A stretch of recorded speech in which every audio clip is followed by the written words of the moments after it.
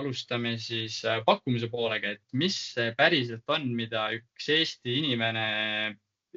üks Eesti inimene, kes on selliste hoiakutega, investeerida saab. Aruande nimi on jätkusuutliku jaefinantseerimise pakkumine Eestis. Toetajad on meil samad, ehk siis Saksamaa kliimaministeerium ja nende kliimainitsiatiiv EUKI. Mina olen endiselt Kirill, Balti Uuringute Instituudi analüütik ja endiselt tegelen paljuski ka jätkusuutlike teemadega uuringute mõttes. Jah, varasem teadmine mingil määral see kordab seda, mis meil oli nõudlusaruandes, aga ma siiski kordan üle, et meil on olulised puudused selles jätkusuutlike investeerimistoodete usaldusväärsus just inimese mõttes. Aga tegelikult mitte ka ainult inimese mõttes, vaid me teame, et sageli mingid asjad, mida investeerimistooted lubavad, mida nad ütlevad, et on tegelik mõju, mida nad tekitavad, et see ei ole päris sageli kooskõlas sellega, mis päriselt toimub. Seda ma etteruttavalt saan öelda ka selle uuringu põhjal, aga ka meie partnerid siis Sustainable Finance Observatorist on varem neid uuringuid mitmes riigis teinud ja nad näevad, et ikkagi selline asi päris palju toimib, et lubadused tegelikkus sageli ei ole kooskõlas. Me teame ka, et jätkusuutliku rahastamise usaldusväärsus on praegu tähelepanu all, ehk siis lubaduste ja tegelikkuse vaheline lõhe on, võiks olla järjest vähenemas, seda järjest rohkem ka reguleeritakse. Sellepärast, et meil on Euroopa Liidu poolt tulenevad regulatsioonid, peamised neist on siis UCPD, mis siis eesti keeles on ebaausate kaubandustavade direktiiv ja meil on MiFID 2, mis on finantsinstrumentide turgude direktiiv. Etteruttad metoodikasse, et neist kahest me peamiselt lähtusime ka selles analüüsis.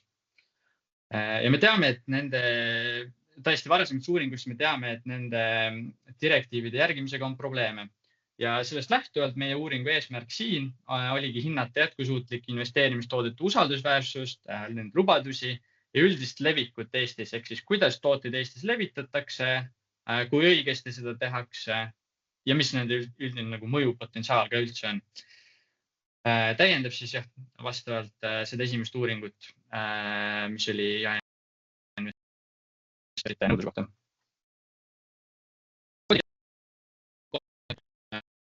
Sustainable Finance Observatorist, jätkusuutliku finantseerimise observatooriumist ja siin on 3 täiendavat osist. Me tegime läbi keskkonnamõju väljete analüüsi, ehk siis avalikel turgudel, avalikud investeerimisfondid, mitte küll ETF-id, vaid siis inglise keeles mutual fundid, et kuidas neid tooteid turustatakse avalike dokumentide põhjal, ehk siis, et ära katta selline avalik osa. Tegime mõjupotentsiaali hindamist, IPF raamistiku, Impact Potential Assessment Framework, mis on ka observatooriumi välja töötatud selle põhjal. Üritasime või hindasime toodete võimet tekitada reaalset mõju. Me ei hinnanud seda mõju, mida nad päriselt on tekitanud, vaid seda, milline on nende potentsiaal. Me jõuame veel selleni metoodikosisteni ja tegime ka testostlusid, ehk siis inglise keeles mystery shoppinguid selleks, et aru saada, kuidas siis nõustajad, kes inimesi finantsalastes küsimustes nõustavad, selgitad välja klientide jätkusuutlikkuse eelistusi ja kuidas nad vastavalt nendele tegutsevad. Et see on ka tegelikult üldiselt reguleeritud ja selleni me täpselt samamoodi jõuame. Fookus on siis pakkumise poole peal, et me vaatasime tooteid, mis on saadaval, me vaatasime nendega seotud kommunikatsiooni, me vaatasime nendega seotud nõustamispraktikaid. Kõik on põhimõtteliselt, kommunikatsioon kõik avaliku teabe kohaselt, ehk siis me, kuidas seda ka teistmoodi teha. Tegime samamoodi koostöös siis meie juhtpartneriga Prantsusmaalt ja paralleelselt käisid samad uuringud Rumeenias ja Bulgaarias, kes on samamoodi lõpusirgel nagu meiegi. Võtame keskkonnamõju väited. Siis valimine meetod. Me tuvastasime eelkõige märksõnade kaudu, aga kasutades sellist kohta nagu Lipperi andmebaas, tuvastasime siis 62 Eestis kättesaadavat fondi, mis siis on artikkel 8 ja artikkel 9 fondid SFDR-i mõistes. SFDR on siis Sustainable Finance Disclosure Regulation ehk siis regulatsioon, mis samamoodi on oluline lisaks MiFID 2-le ja UCPD-le, mis reguleerib seda, millist teavet finantsinstrumendid peavad edastama.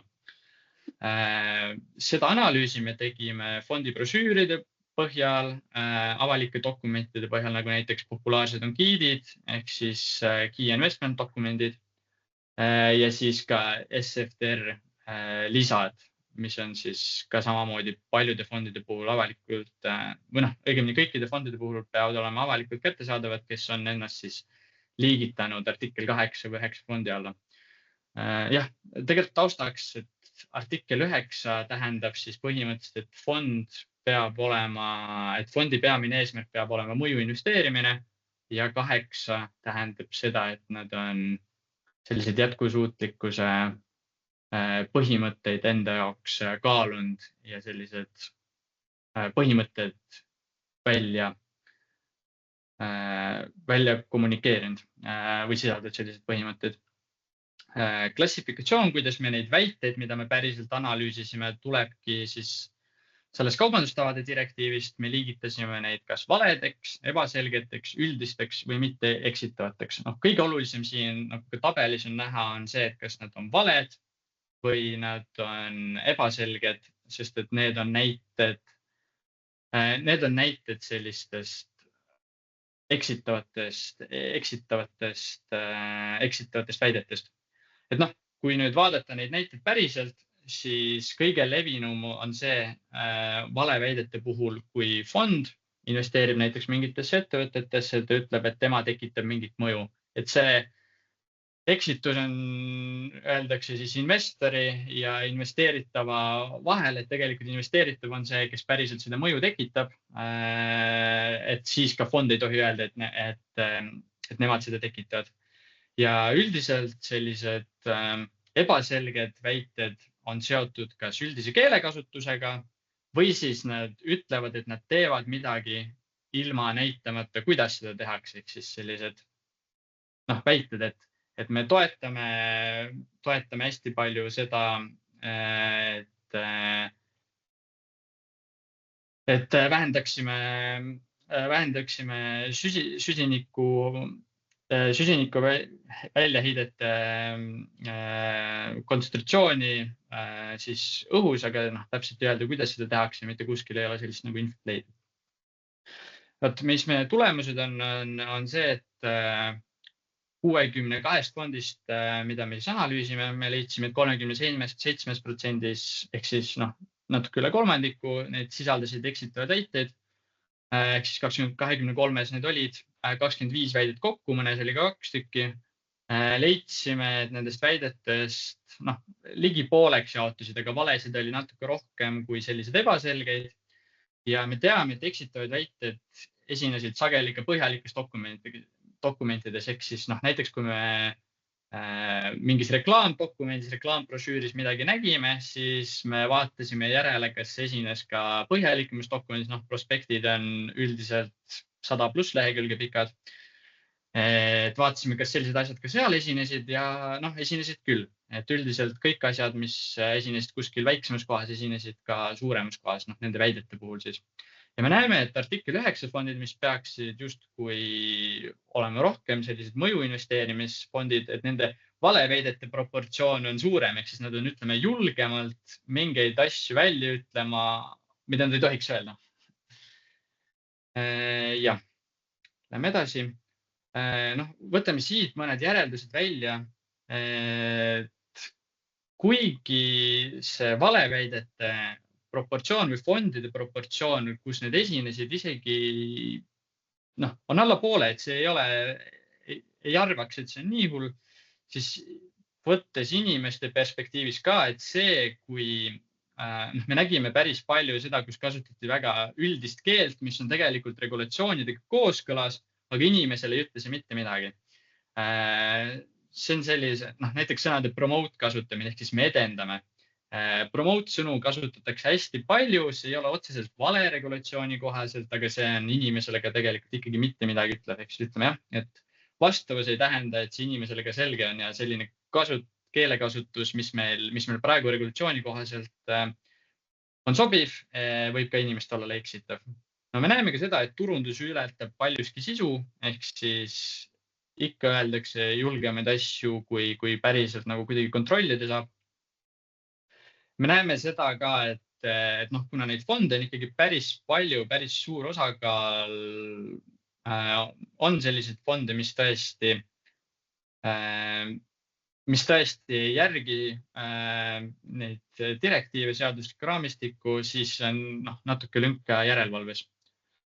Ja praegused riskid, mis me suutsime tuvastada, on see, et jah, tõesti investori usaldus võibki kaduda, kui nad lähevad, vaatavad neid asju, nad vaatavad, esiteks ei pruugi aru saada, teiseks isegi kui saada aru, siis kuidagi väga keeruline on kontrollida seda, mis päriselt toimub, et sellist läbipaistvust oleks turule rohkem vaja.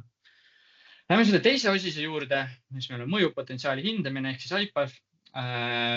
Hindasime tegelikku mõjupotentsiaali, mitte ainult seda, kuidas siis tooteid kommunikeeritakse, kuidas vastatakse ESG nõuetele. Meil oli sellist 5 aspekti, mida me hindasime. Investeeringute valimine, et kas see rahastus siis, need ei olnud siis ainult fondid. Siinkohal me tegutsesime üldsegi mitte avalikult ostetavate nii-öelda fondidega, vaid private equity fondidega, ehk siis selliste fondidega, mis ostavad varasid, millega ei saa kaubelda, mis kõige lihtsam selle kohta öelda. Võtsime sinna ka ühisrahastused ja potentsiaalselt oleksime käsitlenud ka pankade deposiite, rohelisi deposiite, mis on mingil määral mujal Euroopas levinud, aga Eestis me selliselt tuvastada ei suutnud.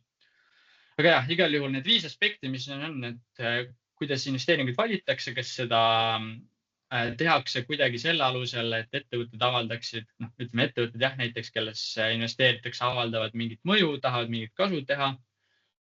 Teine aspekt on see, kas rahastatakse alarahastatud turge, ehk siis võib-olla selliseid, kas valikukriteerium on näiteks see, et ettevõtetel on kuidagi raske rahastust saada või sellesse sektorisse ei pandagi raha. Kolmas aspekt on paindlik kapital.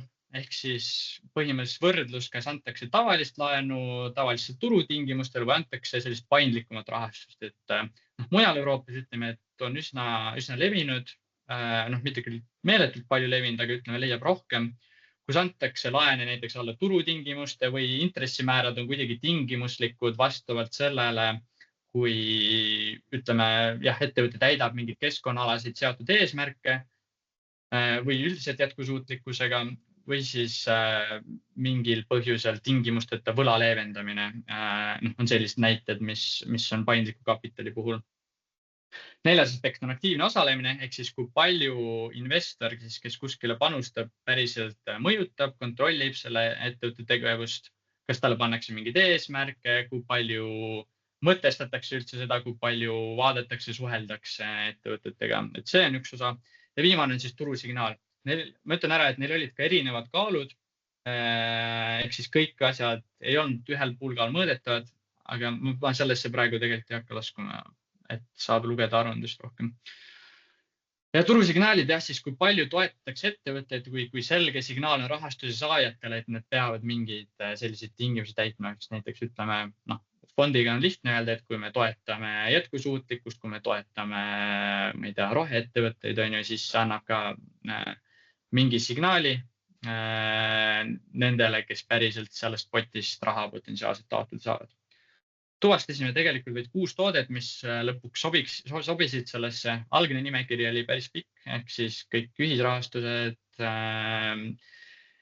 erinevad erafondid, lõpuks ka võtsime ühe avaliku fondi, et neid oli, erafondi ja ühisrahastus oli võib-olla kuskil 50 kokku, sealt sõelusime mingi 20 välja, mida me päriselt sealt läbi lasime ja tegelikult lõpuks nõuetele vastas võib-olla tegelikult meil ainult 5. Ja siis me võtsime ühe avaliku fondi ka juurde, kuigi me teame, et sekundaarturul tegutsevad fondide puhul on arvata, ütleme, mis see hinnang tuleb. et neil on põhimõtteliselt vähe võimalusi, sest neil ongi vähe erinevaid võimalusi neid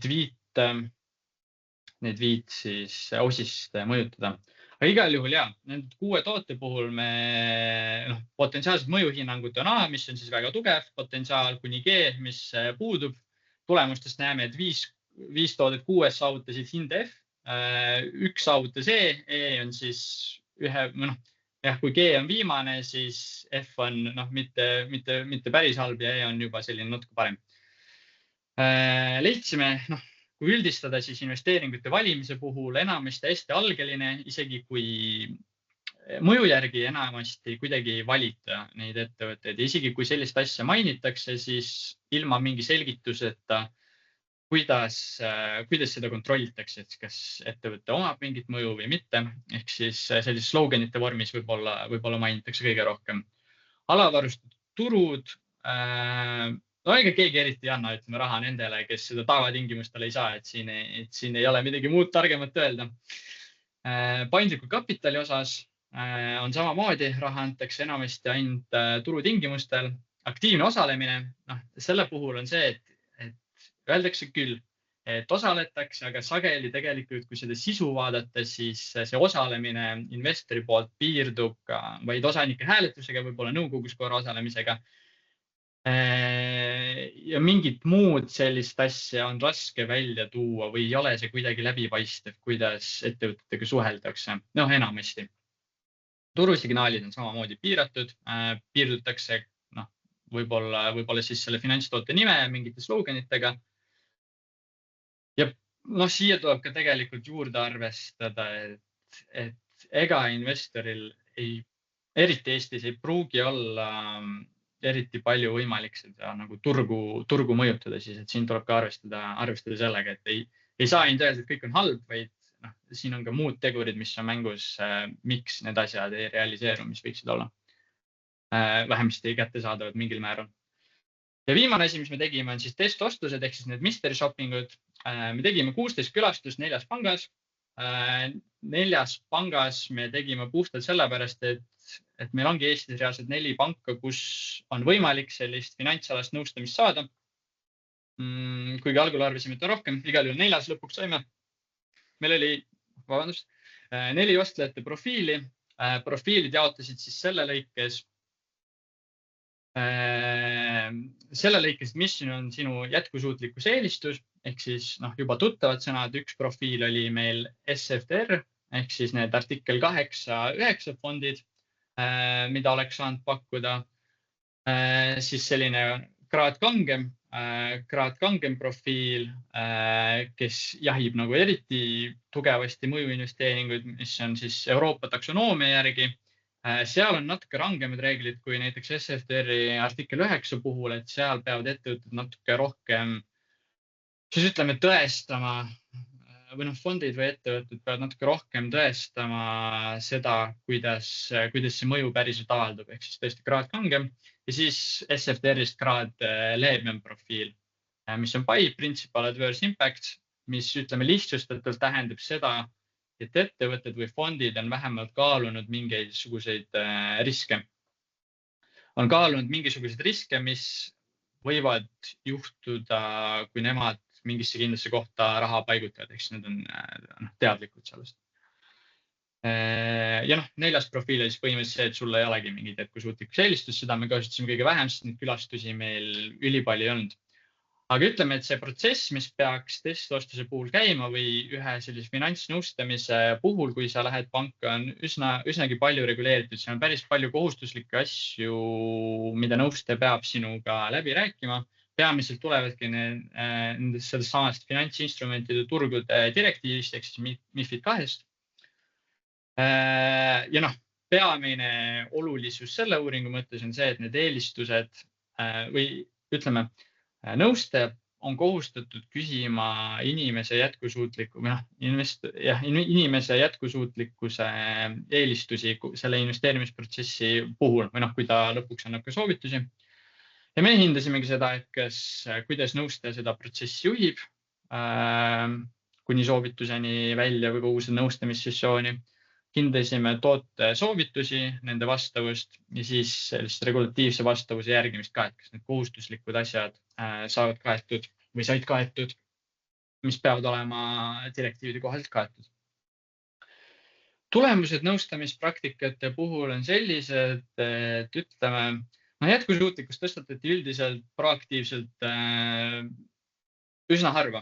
Et meil oli, ütleme, palju oli ikka selliseid külastusi ka, kus kohe küsiti ka jätkusuutlikkuse nõustamise kohta. Lisaks sellele, et nagu tavaliselt küsitakse, et mis summa tahad investeerida, mis on sinu riski selline taluvus ja nii edasi. Ja summaga, mida sa tahad investeerida. Et 56% juhtudest, et natuke üle poolte, siis pidid kliendid selle üldse ise tõstatama ja tegelikult 3/4 puhul ka oli see, et isegi kui midagi oli mainitud jätkusuutlikkuse kohta siis nõustaja poolt, siis pidi natuke ise susima, et selle teema peal peatutaks rohkem. Ehk siis see näitab päris palju seda, et see eriti palju meil teemas ei ole. Ja eks me nüüd tagantjärel teame ka, et selliseid nõustamisi kasutatakse üleüldse võrdlemisi harva, sinna ei ole kõige lihtsam pääseda. Ja selline nõustamisprotsess lähtub ikkagi eelkõige kliendi vajadustest, mitte siis direktiividest, et ma nii palju julgeksin küll öelda. Pankade puhul on muidugi see, et soovitatakse tihti ainult enda tooteid, siis piirates valikuvõimalusi nende, ütleme, sinu jätkusuutlikkuse profiiliga, mis sul potentsiaalselt võiks olla. Aga siinkohal öeldes, ega meil ei ole turul, nagu te juba eelmistest slaididest ja osistest nägite, et meil ei ole üldse ülipalju selliseid tooteid, mis on jätkusuutlikud ja mida võiks liigitada ja selle põhjal soovitusi anda. Et väga keeruline on ka anda tõesti sellist soovitust, mis vastab sinu profiiliga Eesti turul, lihtsalt sellepärast meil on pakkumist võrdlemisi vähe turul. Ja kui me vaatame nüüd seda joonist 4 siin, ehk siis alumine joonis sellel slaidil, me palusime testostlejatel ka hinnata seda, et kuidas nad hindavad nõustajate teadmisi. Ja me näeme siin sellist teatud hierarhiat või sellist inimeste hinnangut kvaliteedile, et oma pankade toodetest teatakse väga hästi ja üldiselt on ka tunduvad päris targad või päris hästi teadlikud olevad need inimesed, kes nõustavad. Aga kui me lähme siis jätkusuutlikkuse teemade juurde, siis seda hinnati oluliselt madalamate skooridega kokkuvõttes. Ja tõesti, eelistuste põhjal ei saanudki sageli sobivat toodet, aga nagu ma ütlesin, see probleem ei ole ainult selles, et ei osata soovitada, vaid probleem on selles, et lihtsalt ei ole ka selliseid tooteid, mida selliste profiilide järgi soovitada. Kui me võtame eriti Euroopa Liidu taksonoomia, mis on päris keeruline, või siis on see valik tõesti, kui me võtame artikkel 9 fondid, see on väga väike. Kokkuvõtlikud ütleks siis, ütleme nii palju, et jätkusuutliku rahastamise turg lubab rohkem, kui suudab täita. See ei ole kuidagi Eesti eripära, see on ka teistes riikides sageli nii. Jah, usaldusväärsuse puudujääk õõnestab mingil määral investorite usaldust. Võib-olla see õõnestab on natuke üle dramatiseeritud, aga see kindlasti tekitab mingeid kahtlusi. Põhimõtteliselt me näeme, et Eesti turul, kuna neid tooteid on nii vähe, siis on päris tundub lihtne tegelikult seda ikkagi mingil määral järelevalvet teha, et kui sul tooteid tõesti on ainult, ütleme, 70 ringis, mida sa päriselt vaatama peaksid, siis võib-olla oleks ka lihtsam need kooskõlla viia. Ehk siis, kui me ütleme Saksa turu, näiteks seal oli võrdluseks mingi 10 000 toodet umbes, mis läksid läbi või mis on hinnatud sarnasel viisil. Jah, eks ikka seda põhjendamist tuleb jõustada, tuleb läbipaistvust suurendada ja integreerida jätkusuutlikkus kuidagi nagu mõtestatud sellesse protsessi. Aga teiselt poolt mitte nüüd üleliia liialdades sellega. Ja edasi võite lugeda lähemalt ka meie aruannetest, kus oleme siis seda, mida ma täna ütleme ülevaatlikult üritasin tunniga ära rääkida, on selgitatud põhjalikumalt. Ja ma soovitan vaadata ka meie partnerite, eriti siis